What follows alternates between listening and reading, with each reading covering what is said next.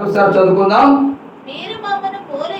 మీరు మమ్మను పోలి నడుచుకొనవలెనని మమ్మను మేము మాదిరిగా ఉంచుకొనుటకే ఇలాగ చేసింది. మాదిరిగా ఏమండి, మేము చదువుకునేటప్పుడు పాదిరి ఏది నీ మాదిరి అని మా పాస్టర్ గారిని ఉడికించేవాళ్ళం, హేళన చేసేవాళ్ళం.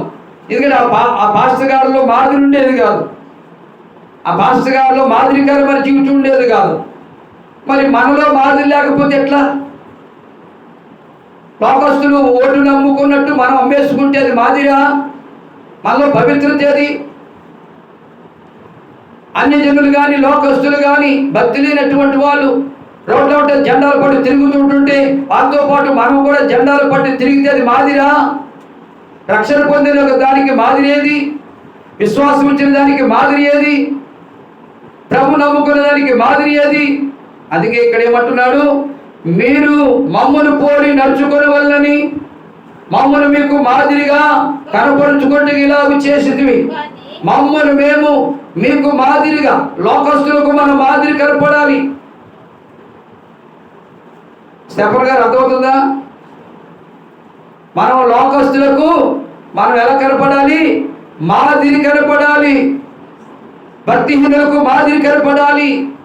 రాజకీయ నాయకులకు మాదిరి కనపడాలి. మన తోపుట్టులకు ఎవడి మాదిరి కనపడాలి. ఎందుకంటే మన లోకములోంచి దేవుడు ప్రత్యేకించాడు, వేరుపరిచాడు. వేరుపరచబడిన మనం, ప్రత్యేకింపబడిన మనం, వారు తీసుకున్నట్టుగా మనం తీసుకోకూడదు నిర్ణయాలు. వారు తిరుగుతున్నట్టుగా మనం తిరగకూడదు. వారు మాట్లాడుతున్నట్లు మనం మాట్లాడకూడదు. ఎందుకంటే మనం ప్రత్యేకింపబడిన జనాంగం, దేవుని ప్రేమించుతున్నట్టు చెప్పుకుంటున్నాం మనం. మరి మనం మాదిరి చూపిస్తున్నామండి? అమ్మా, సంఘానికి మాదిరి చూపిస్తున్నామా? సంఘానికి సమాజానికి మాదిరిగా ఉండాలంటున్న పౌలు గారు. ఏది మనలో మాదిరి? మాదిరి లేకపోతే చుట్టుప్రక్కల ప్రజలు ఎలా మారుతారు? మాదిరి లేకపోతే నీ బంధువులు ఎలా మారుతారు? నీకు మాదిరి లేకపోతే నీ స్నేహితులు ఎలా మారుతారు? పగలేమో ప్రైజ్ హాల్, నైట్ ఏమో సినిమాలు అయితే నువ్వు ఎలా, నీ తోపుట్టులు ఎలా మారుతారు?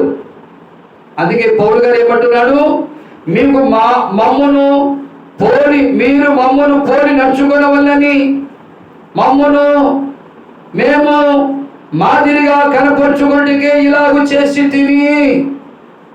మమ్మను మీకు మాదిరిగా కనపరచుడికి రక్షణ పొందాము కనుక, యేసు దేవుడిని అంగీకరించావు కనుక, యేసునామములో ప్రార్థన చేస్తున్నాము కనుక, మనము యేసు శరీరం తింటూ యేసు రక్తం త్రాగుతున్నాం కనుక మనం మాదిరి కనపరచాలి.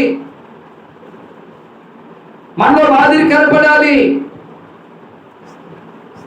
ఈ చెవిదారా విని చెవిదారా వదిలేస్తే ఎలాగా? ఎలా దీవించబడతాం మనం? ఎలా ఆశీర్వించబడతాం మనం? మనలో మాదిరి ఉందా?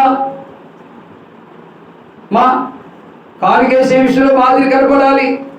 సాక్ష్యం చెప్పే విషయంలో మాదిరి కనపడాలి. ప్రార్థన చేసే విషయంలో మాదిరి కనపడాలి.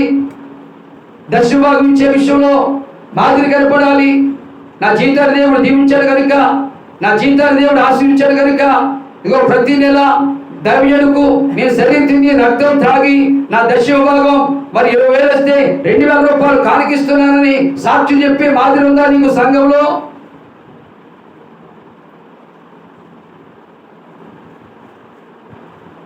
ఉందమ్మా?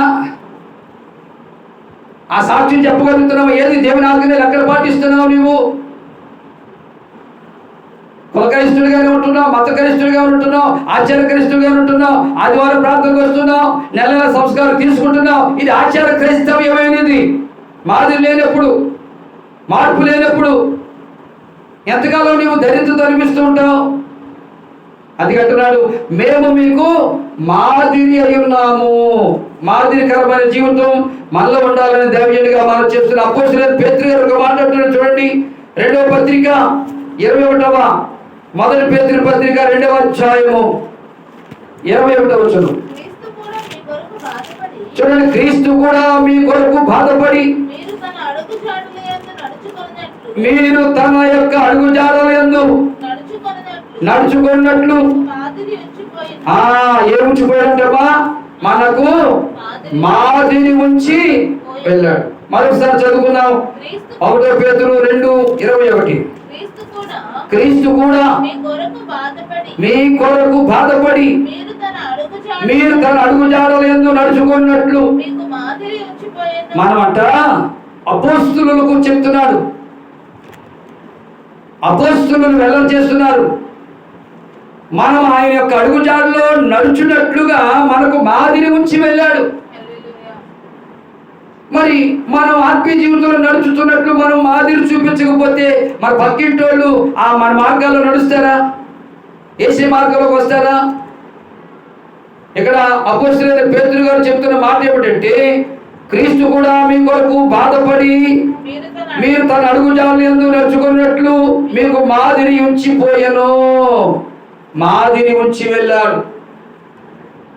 20 సంవత్సరాలు సీనియారిటీ అని చెప్తాం, 30 సంవత్సరాలు సీనియారిటీ అని చెప్తాం.